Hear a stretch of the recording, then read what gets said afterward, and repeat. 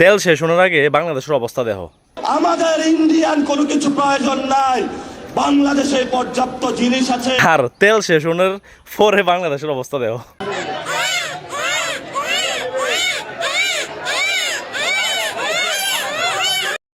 তোরা কই রে এতদিন দে তোরা বদনামি করতে ইন্ডিয়ার নামে, অহন দে বদনামি করানোর পরে সে তেল তুল নাই, অহন দে কত সব রিলের ভিতরে ইন্ডিয়া ভালো এই সেই, ইন্ডিয়া আমরা লাগে কত হেল্প করে কত কিছু ভাড়ায় রিলের ভিতরে শুধু বাইরে লইতেছে বাংলাদেশ ইন্ডিয়ার নামে, যে একটা ভালা কথা কইতেছে মানে কিতা কইতাম কল্পনার বাইরে।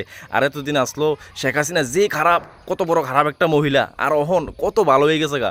ওই তোমার আবর্জনার থেকে ফটো তুললে নিয়ে সেটা বুকের ভিতরে লাগায়, মানে কিতা কইতাম যে মাত্র তেলটা ফাইল লিব বাংলাদেশের ইন্ডিয়া থেকে যে 5,000 মেট্রিক টন তেল যে ফাটানো হইব, ঠিক আছে, তেলটা ফাইলের পর আছে না এটার মুখের দেখবা আবার সেই রকমের আবার আগের মতো হয়ে যাবো এটার কথাবার্তা স্টাইল।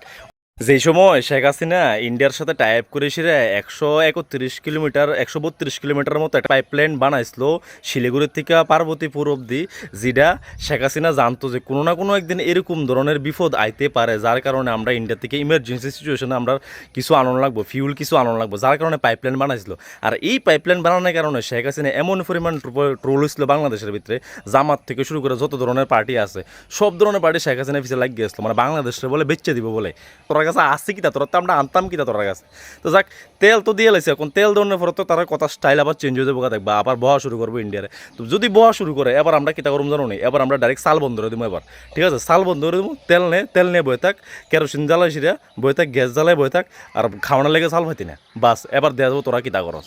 ওখানে আস্তে আস্তে বাংলাদেশের জনসাধারণ আস্তে আস্তে মুখ খুলতেছে, মুখ খুলে সেটা কইতেছে যে ইন্ডিয়ার ভিসে আঙ্গুল দিয়ে দিসলি, কেরে ইন্ডিয়ার ভিসে আঙ্গুল দিসলি, আমরা কোনো ধরনের দরকার আসতো না, আমরা ইন্ডিয়া আমরা কত ভালো আসলো। আর প্রত্যেকটা রিলের ভিতরে দেখবো এখন শেখ হাসিনার কত সমালোচনা, যারা স্পেশালি যারা সিনিয়র সিটিজেন আছে তারা কিন্তু রিয়েল জিনিস বুঝে, তারা একমাত্র বুঝবো।